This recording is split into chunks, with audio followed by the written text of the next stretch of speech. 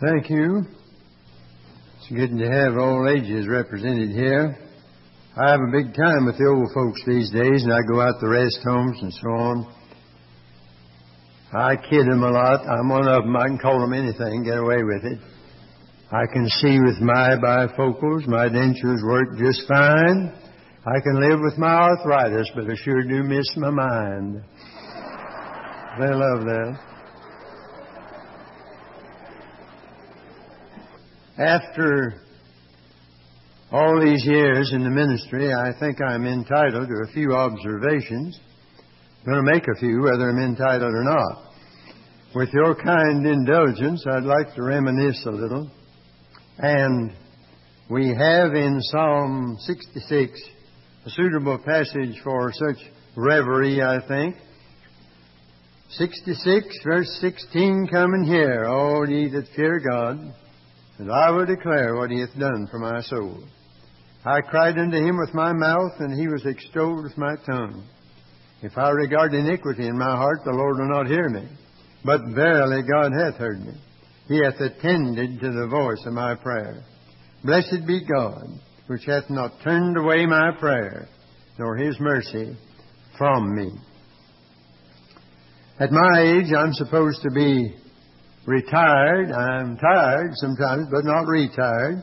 In a rocking chair, drawing my Social Security and talking about the good old days that weren't so good, after all. Somebody wrote Horace Greeley, the newspaper man, one time, said, your paper's not as good as it used to be. He answered, it never has been. And you feel that way about the good old days. Distance lends enchantment to the view, you know. My memories begin in the old home in the foothills of the Blue Ridge Mountains. Came from a little place called Jugtown. They've got a book out about me now called Journey from Jugtown. They don't make the jugs there anymore. They used to make not only the jugs, but some of the contents therein in some parts of that community. But my old home, and I still hang on to what's left of it, and have dreams of doing it over, but that'd cost more than building a new one, so I probably won't do anything. I don't live there, but I go up once in a while, and from the front porch one could always sit and see the lights at 5 towns at night. On the west, the Blue Ridge Mountains, Grandfather and Table Rock, and all the rest of them. And on the one side, I was impressed with man's progress, and on the other side, with the eternal goodness as those mountains stood like silent sentinels along the western skyline. I came along in 1901, which is the first year of this century. People always get mixed up about their mathematics there. Those of you that make it to the year 2000, sure as you're born, they'll be celebrating the beginning of the new century in the year 2000. That's the last year of this century. The new one doesn't start till 01, but a lot of folks don't seem to remember that. So I'm in step, really, with the century, it seems to me. And I never did know the day when I didn't feel called to preach. I don't know how you work that out theologically, but that's your problem. I came to Jesus as a 10-year-old boy out there in the country. I didn't understand much about it. You don't have to understand it, you stand on it. I don't understand all about the plan of salvation. If there's no more to it than that, there wouldn't be much to it. I don't understand all about electricity. I'm not going to sit around in the dark till I do. So I came with what I did understand and trusted in the Lord. I felt called to preach, and when I was 12, I stood in a little old country church and asked them to license me, as we put it in those days, to preach the gospel. They laid hands a little suddenly, I'm afraid, on me, those dear farmer folk. They gave me the church approval, and 3 years later I was ordained. I didn't know much. I was a typical country boy. I not only didn't know anything, but I didn't even suspect anything most of the time. In those days, a preacher, when he was called, didn't get out a pad and pencil and start figuring what income bracket will this put me in later on, and what will be the fringe benefits, and will I be appreciated for what I'm worth, which wouldn't call for much appreciation anyhow. A call to preach settled it. You either did or you didn't. Here am I, Lord, send me. I made my first talk away from home in a little town 12 miles away, Hickory. North Carolina. I guess you'd say I'm the hick from Hickory. That was my hometown. That was the nearest town I was to use awful English. And so when we went over there, we didn't have an automobile. There weren't many Fords running around even in those days. And persuaded a neighbor to take us in his. One of the old model, old model. Jack Wurtson and I 2 weeks ago, he's got one on his place up there at Word of Life. We rode around all over the place blowing the horn and had pictures taken. Why, you'd have thought I was Billy Graham or something. But this old Ford with the bulb horn, 30 horsepower and 20 of them dead. We started across those dirt roads. And when I got to Hickory, I've been in bigger places since, but never been in one looked as big as Hickory did that night. Looked in down the aisle of the First Baptist Church, looked like a mile to the pulpit. Father and I weren't accustomed to town churches, and he said, I'll sit back here, and I went down. They put me in a chair. I stood in a chair, and the pastor of the church stood on one side, and the state evangelist stood on the other, like those fellows holding up the hands of Moses. And I did the best I could. And that's what I've been doing ever since, trying to do the best I could. That's all God asked anybody to do, is be faithful. He didn't ask you to be brilliant. He didn't ask you to be successful. He just asked you to be faithful, and that's what He'll reward you for, good and faithful servant. I didn't know much about theology. Sometimes I thought, though, the happiest fellow in the world is a brand new Christian before he's met too many Bible scholars. I didn't know any more than to believe the Bible just like it read and trust the Lord. When Amos, and he's always been my favorite preacher in the Bible, he was a country preacher for one thing. I'd like to hear Amos address the ministers' conference sometime today. I think that would be refreshing if Amos would come along and give us one of his messages. When he went up to Bethel to preach, no ministerial committee had invited him. They asked him to leave, but they didn't invite him to come. He hadn't sent his manuscript on to headquarters to have some scribe who couldn't preach for sour apples anyway, and had never done any real preaching. Take a red pencil and go through the MS to make sure there's nothing in it to disturb the status quo. He didn't know anything about that. Dr. Kyle Yates said his time had not been spent in a divinity school. He was unwilling to be made a member of the guilds who made their living by bowing to the wishes of the people and preaching a pleasing message that would guarantee a return engagement. He didn't take the teeth out of his sermons in Tekoa and then gum it up at Bethel. When he went up there to preach, I'm sure that Dr. Amaziah, D.D., Lit D., and all the rest of it must have said to him, what do you mean coming out of the backwoods to preach? Don't you know you're in the capital? Don't you know this is the religious center even of the country? You're talking hard times and prophesying judgment. We never had it so good. Go back to the backwoods. You don't belong on the boulevards. Where are your credentials? Amos said, I'm not a preacher by profession. I am not a prophet. I'm not a preacher by parentage, not the son of a prophet. I'm a preacher by providence. The Lord called me. And that's all you need to preach anyhow. You know, we have had generalissimos. General Chiang Kai-shek was a generalissimo, and Franco of Spain was a generalissimo. And sometimes we have preacherисsimos. Now, the trouble is, when they get to be a preacherissimo, they issimo more than they preach. And they don't amount to very much. But when I went up to my Bethel to preach in those days, I reminded myself that Amos didn't go up to his Bethel to make his preaching acceptable. He went up to make it available. He didn't go up to make them like it. He went up to see that they got it. When I started, they said, boy, preachers don't last. They never last. Well, I think 65 years is long enough to give it a try. But I had a fire in my bones and was weary with forbearing, and I could not stay. I never traveled any beaten paths all my life. I didn't go where they said go to school. And I didn't stay in any place long. I wanted to preach. I was restless. And I remember that since I'd started out as a boy, the old principal of the high school, now Gardner-Webb College in North Carolina, came to me and said, Vance, you're no genius, but if I were you, I believe I'd blaze my own trail. Well, you could have knocked me down with a feather. He was getting boys ready for Wake Forest and girls for the girls' college at Raleigh, and for him to say a thing like that, and I got to thinking about it.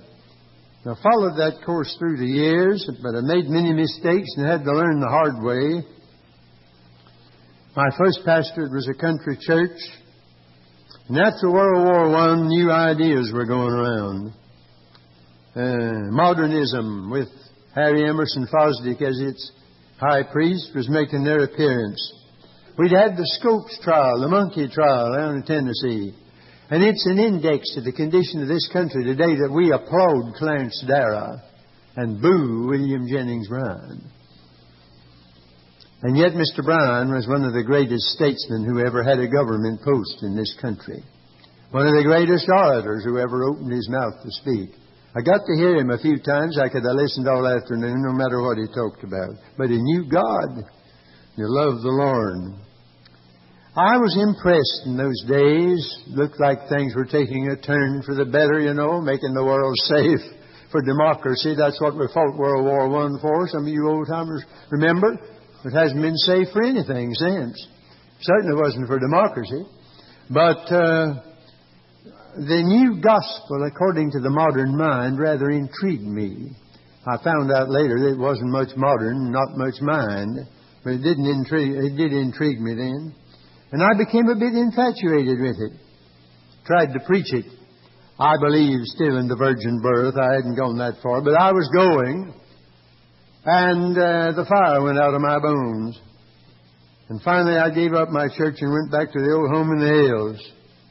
People were asking what became of the boy preacher. And I had nowhere to preach. The Lord closed every door right in my face.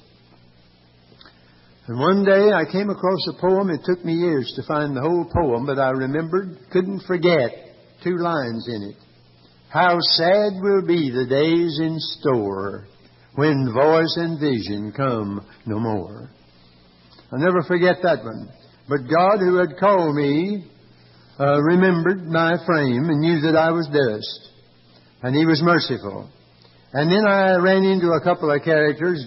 Gresham Machen, that great Presbyterian, with his book on Christianity and liberalism, shook me loose. And as a young fellow, I was riding on a train one day and spotted R.A. Torrey, looking like a prophet out of the Old Testament, sitting over there. And I was brash enough to go over and engage him in conversation. He said, "What are you doing?" Well, I wasn't doing much, and my report card didn't look so good. And I said, "Well, I'm interested in this a little and that a little, and the other thing, I'm just sort of finding my way, I guess." He said, "Young man, make up your mind on one thing and stay with it. Never smile." They used to say Torrey didn't win a lot of people to himself, but he won thousands to Jesus Christ. He was a prophet. I never forgot that. I've gone to Montrose, Pennsylvania many a time to preach the Bible conference, stayed in his home there, his old home. Climbed that hill many a day to where he lies, buried with the tombstone, "I've fought a good fight, I've finished the course, I've kept the faith." And thank God for a prophet who could look me in the eye and say, "Make up your mind." In other words, don't go out and try to see to it that you're like a sword with one point, not like a broom with straws pointing every direction. And then it came to my inmost soul, the dear Lord made it clear to me, if you will get these highfalutin notions out of your head and go back and preach the plain old gospel you preached as a boy, I'll make a way for you. And I took him up on it. I did, and he did. And the first thing I had to do was go back to that church 3 years and preach it straight. I left the novelty shop and got in the antique shop again. Back to the things that really mattered. And I'm proud of the old-time religion. The greatest things among us today are mighty old-fashioned. Son's old-fashioned, but without it you grow up in darkness. Air's old-fashioned. Without it, you gasp and die. Water's old-fashioned. No satisfactory substitute's ever been discovered. Don't you get excited over the fact that we've split the atom and gone to the moon. Sin's as black as ever, hell's as hot as ever, judgment's as certain, and salvation as free, and eternity's as long.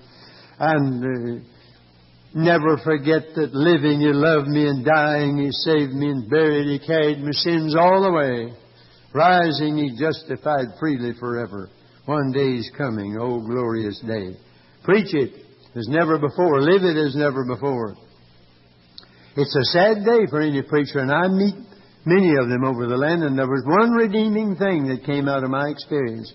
I can spot that poison when it begins to work. And then's the time to spot it. And that's the time to head it off.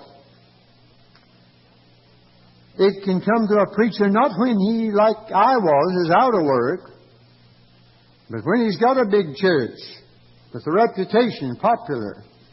Maybe one reason why Demas left Paul is that his name means popular. Sometimes it comes to a pastor of Ichabod Memorial Church, having a form of godliness without the power. Or Sardis, having a name to be alive and dead. A mortician can make a dead man look better than he ever looked while he's living. And a church expert can do that with a church sometimes, but God knows the difference. The Great Awakening in Nineveh didn't start with Nineveh. It started with a runaway preacher.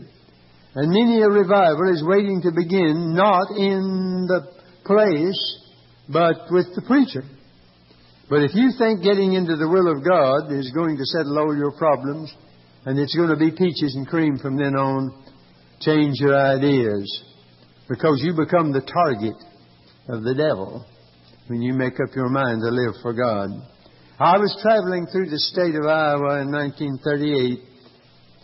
Stopped night after night at a different place and preached. One night I went to bed in Creston. Didn't sleep a wink. Next night, not a wink. And for 2 years, I was beset with insomnia, nervous exhaustion, depression. The doctors have better words than that for it. But my heart goes out to anybody who has such problems. They say there aren't but two kinds of people in the world, nervous people and folks who laugh at nervous people. But I don't belong to that aggregation anymore. Because you learn the hard way. And if some dear soul says, snap out of it, you feel like saying, do you think I'm enjoying it? I'd be glad to snap out if you could tell me how. And yet the Lord began to call me into the work I'm doing now. And it didn't make sense. I said, Lord, I can't sleep in any bed, let alone a different bed every week. There must be something wrong with this somewhere. But the call kept coming. And I said, well, it must be like these electric eye doors that don't open till you walk in. I'm going to walk in. I'm going to start, see what happens. So I made the move. My first date was supposed to be in Grand Rapids at the old Mel Trotter Mission.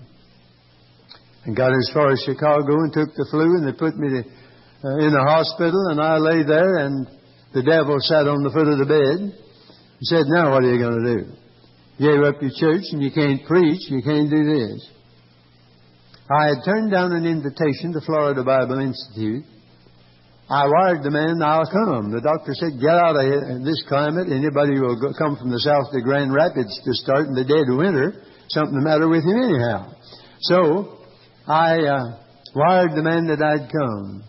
Got down there and met two interesting people. A long, lean, tall, towhead walked up to me, one of the students. Said, I'm Billy Graham from Charlotte. I didn't know who I was meeting that day. And then there was a young lady who took mercy on me in my sad condition. She would make a bowl of soup that I could eat, and she'd leave it at the door and tap gently and run before I could open the door. She knew the way to a man's heart, you know. And it worked.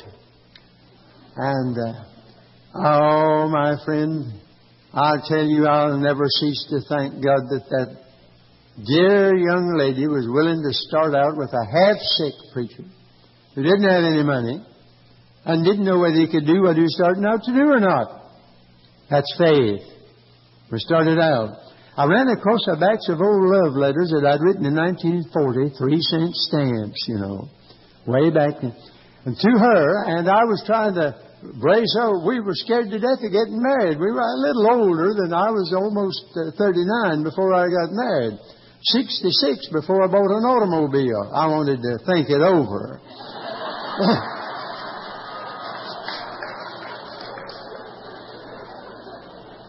But she was willing to join hand and heart with such a preacher, start out. You'd have thought we were getting ready for a funeral instead of a wedding.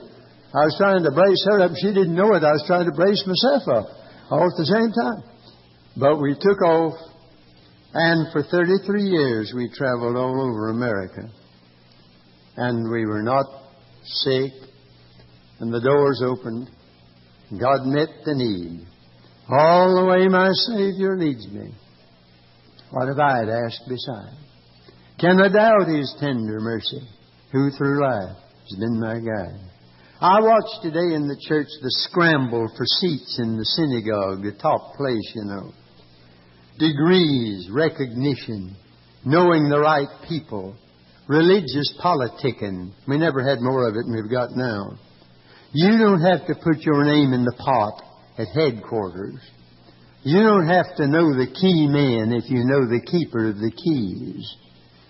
He knows the men. You don't have to wait for a talent scout to find you if you're right with God and usable.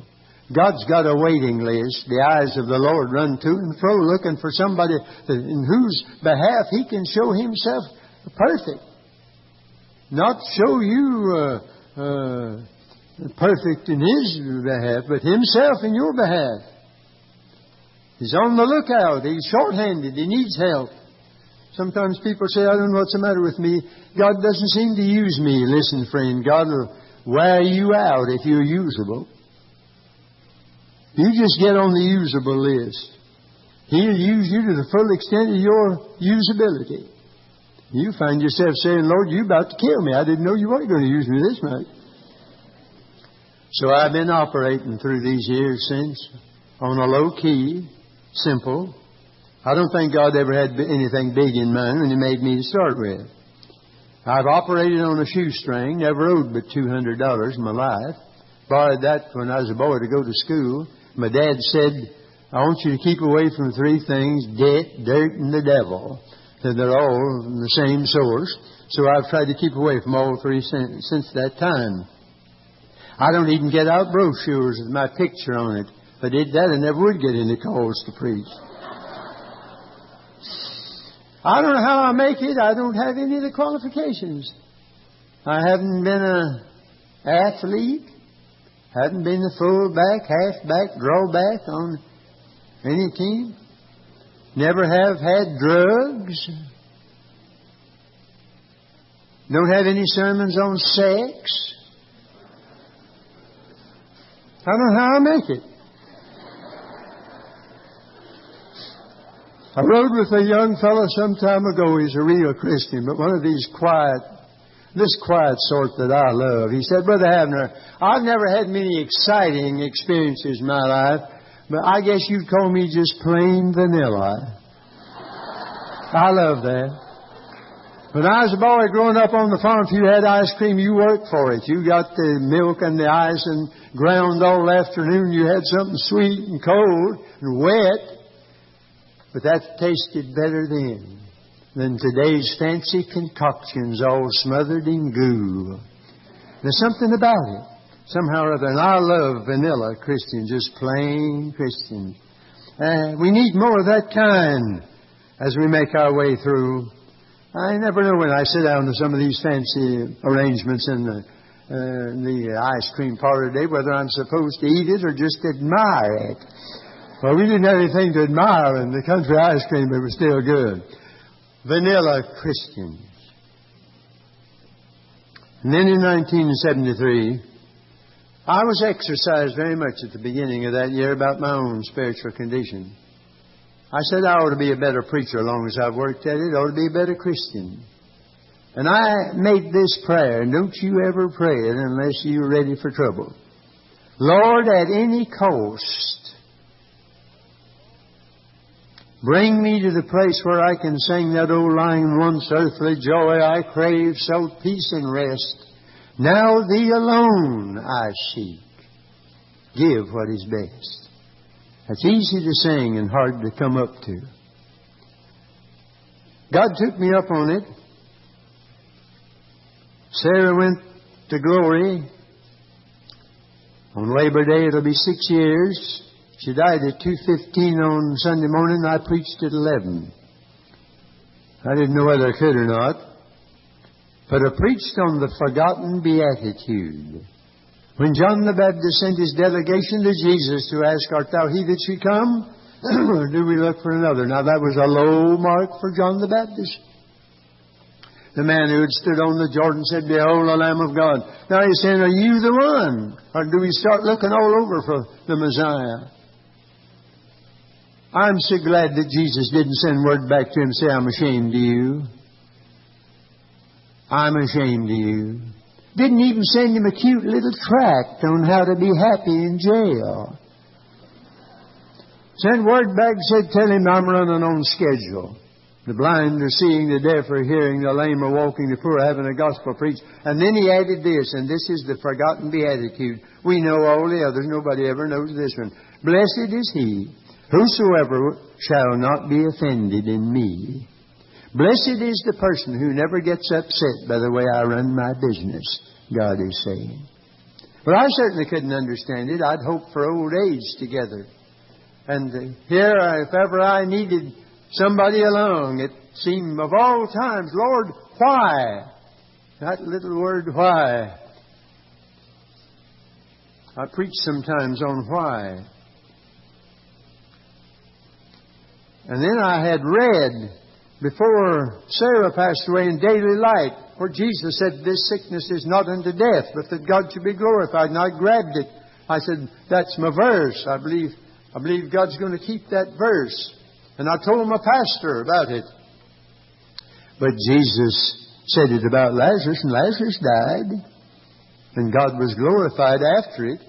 And so I had to learn that He meant afterwards. Not after death, not in the hereafter, but now. I wrote that little book, Though I Walk Through the Valley. Many of you have it, and some of you have already spoken to me about it here. And I've heard more from that little book than all the other 30 that have written. I never knew there was many lonely people in this world as there are now. With all our amusement and all our entertainment, we've got more lonesome people than we've ever had.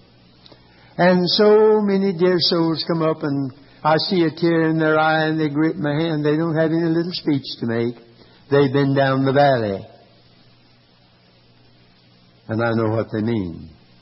And then there's Psalm 84:6. About the righteous man who, walking through the valley of Baca, leaves a well. There's a new song out. I've not heard it. Leave a well in the valley. It's brand new, I think. I'd like to hear it. And that means when you have trouble going through a dark road, dig a well for somebody else when they come along to get refreshment from it. Leave a well in the valley. Fanny Crosby could have grumbled at God for 90 years. She could have said, why did that doctor put that poultice on my eyes when I was a baby, the wrong poultice, and blind me for life? She started digging wells. Blessed assurance, redeemed, how I love to proclaim it. All the way my Savior leads me. Draw me nearer. Jesus, keep me near the cross.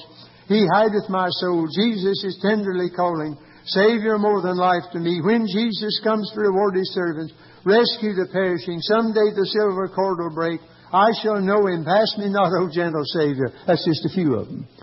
This concludes Side 1. Continue to listen on Side 2. And there's not a Sunday that goes by that we don't drink from those wells. She could have grumbled at God, but she didn't. She took the other way out. And God gave me a new dimension and a new note that I didn't have before. Sometimes it looks like God has to have kill us to teach us some things we ought to learn without it. But if God's taking you along a lonely and hard path, He's got something in mind.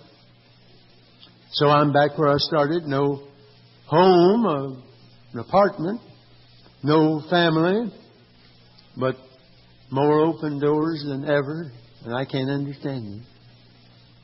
It amazes me absolutely. I never thought that I'd be going around like this. And I don't ask for them.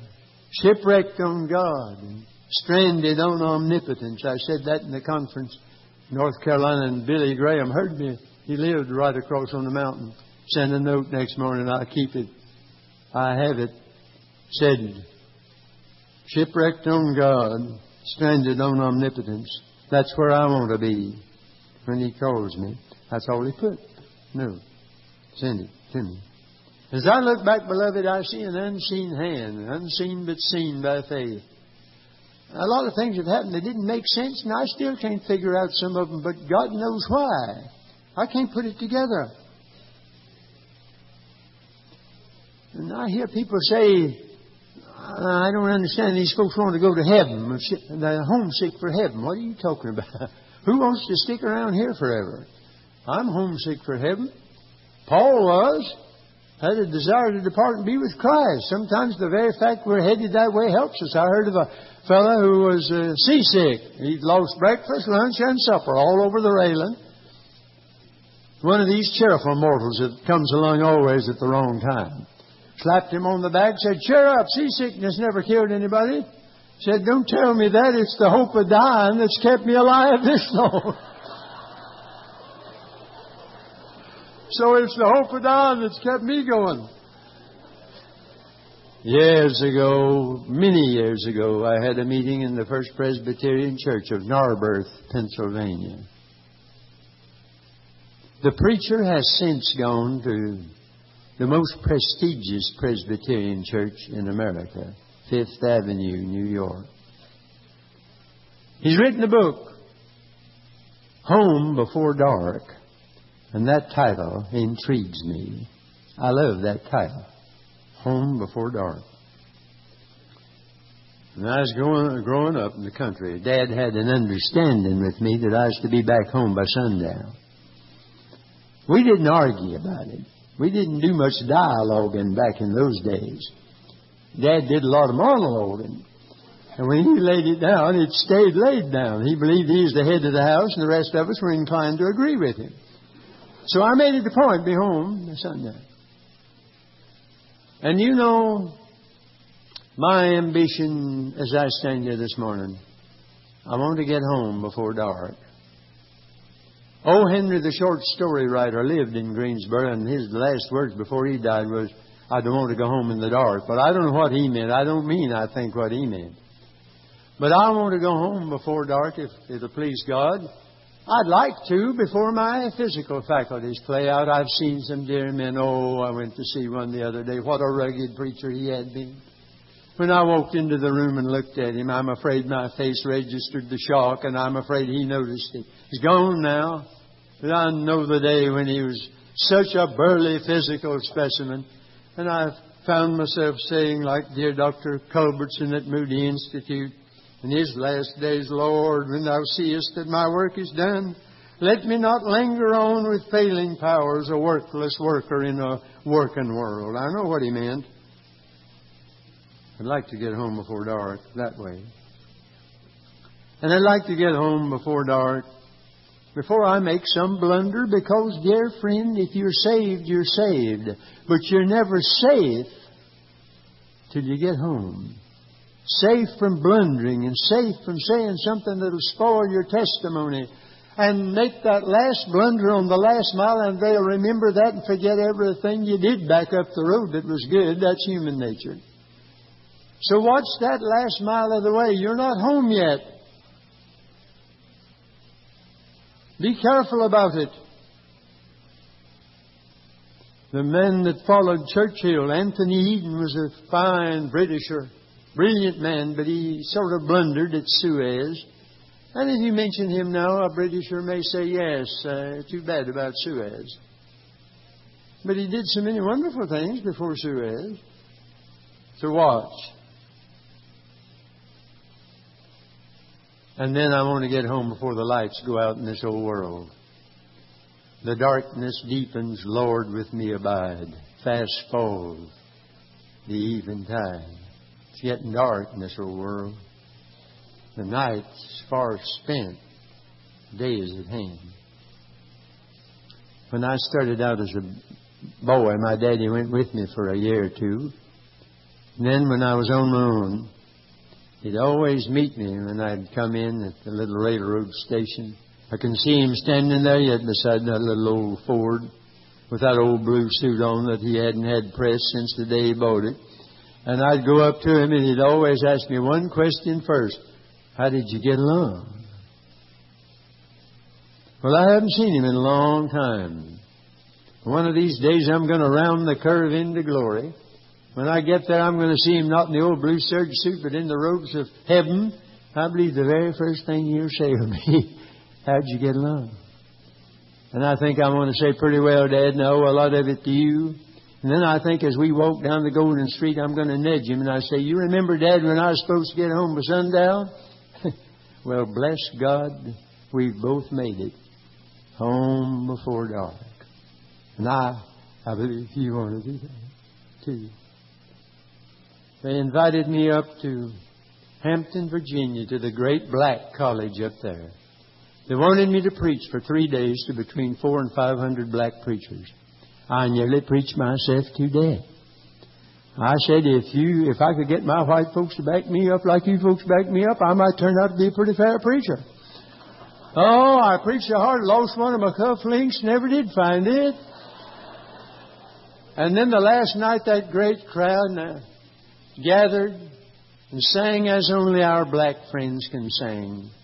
Farther along, we'll know all about it. And I sat there and patted one foot and just bawled. I didn't cry, I just bawled for joy. I said, Lord, this crowd's going somewhere and I'm going with them. They know where they're going. And I hope you do too. And God help us to make it home before dark.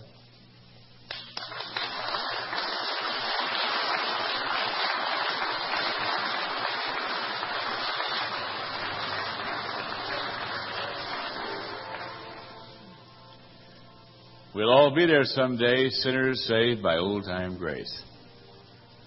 All because of God's amazing grace. Are you going home?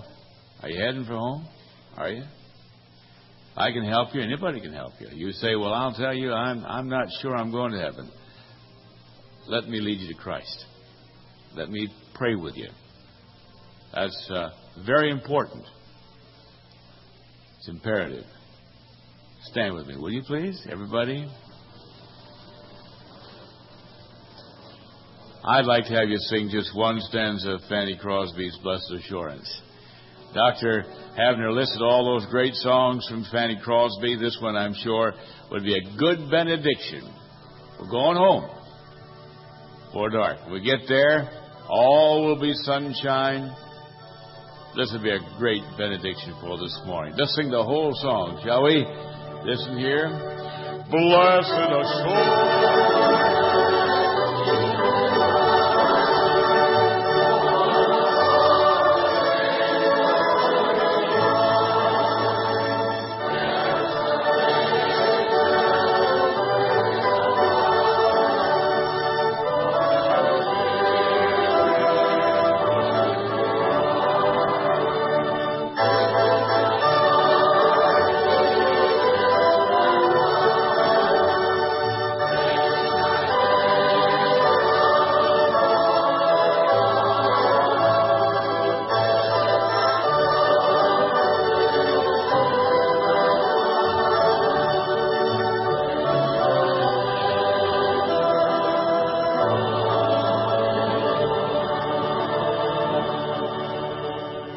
Maranatha, lo, he cometh.